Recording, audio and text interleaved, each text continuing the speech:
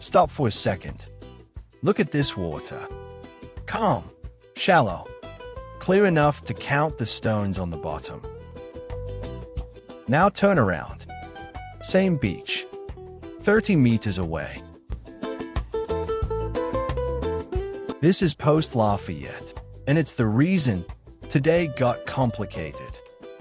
Here's the problem with finding a perfect beach. Every beach after it has to compete. For us, that beach is Bare.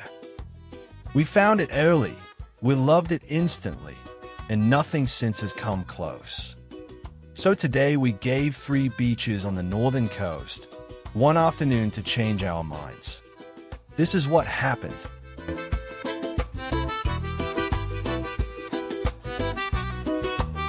Poste Lafayette wasn't even a recommendation.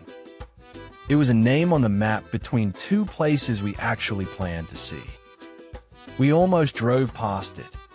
I want to be honest about that. We nearly missed the best thing we saw all day. The eastern coast of Mauritius takes the wind head-on. Most beaches here are wild. Poste Lafayette should be too. But a reef and a curve of volcanic rock shelter one small corner of it. And inside that corner, the ocean just gives up. But just 30 meters to our right, waves were breaking hard enough that you wouldn't put a boat there. 1 beach. 2 personalities. She declared it photo shoot territory before we'd unpacked anything. There was no argument from me. There never is.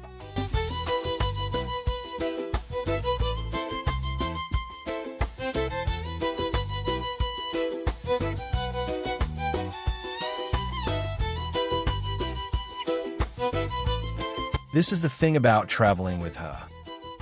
I plan the route. She finds the reasons. And we stayed twice as long as we meant to. Poste Lafayette went straight to the top of the challenger list.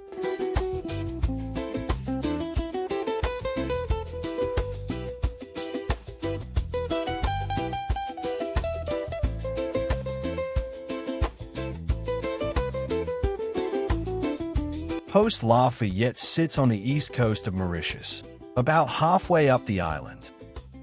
It's a public beach, long and open, lined with casuarina trees. No resorts crowding it. No entry fee. You park under the trees and walk straight onto the sand.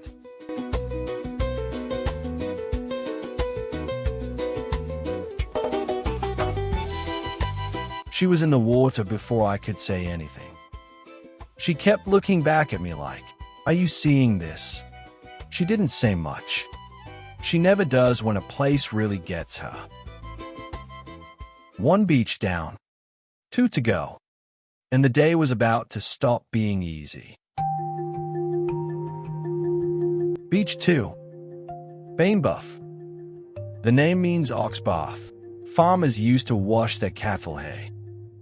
The cows are long gone.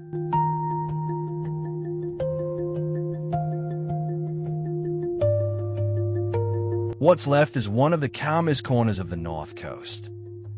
Boats instead of breakers. Coin de Mire is sitting on the horizon like it was placed there. She walked ahead of me, the way she always does. Like the beach was hers and I was visiting. And for about 10 minutes, Bain Boeuf was exactly what it looks like. Quiet water. Warm light. Nothing to worry about.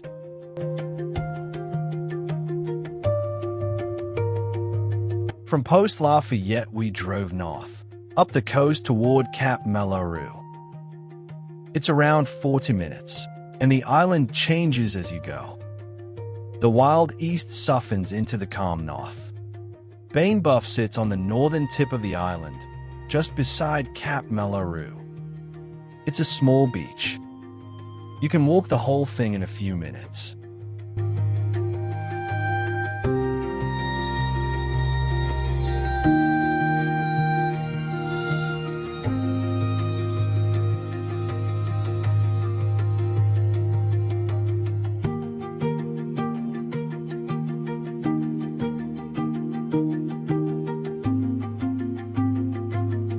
Then she stopped walking. And this time it wasn't because the place surprised her.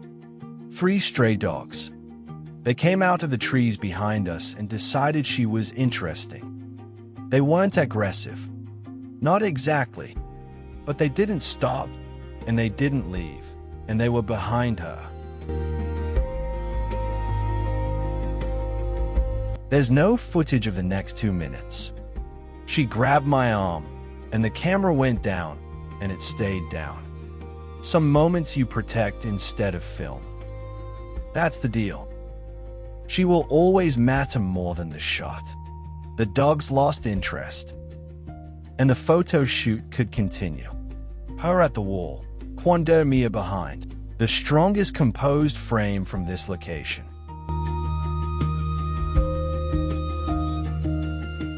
Beach 3. Anse La Raie. And before we'd even parked, the sky told us this one was different.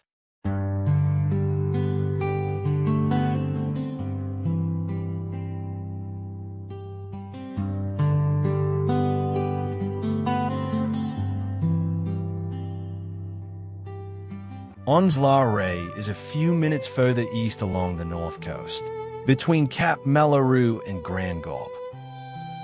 It's not really a swimming beach. It's a shallow lagoon with grass banks instead of sand, and steady wind almost year-round. That wind is exactly why the kite surfers claim it.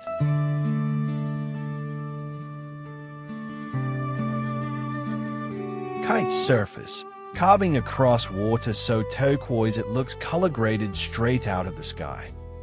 We can't kite surf. Let's be clear about that immediately. And we have no plans to learn.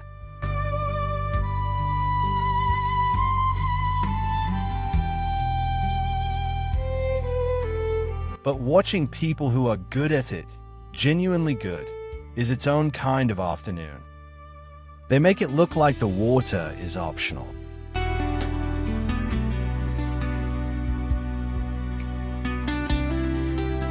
So we did something we almost never do on filming days. We stopped.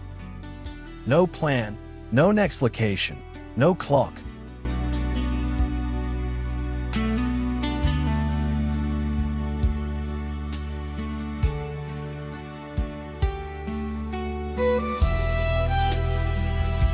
Six hours earlier, we'd left home with a question.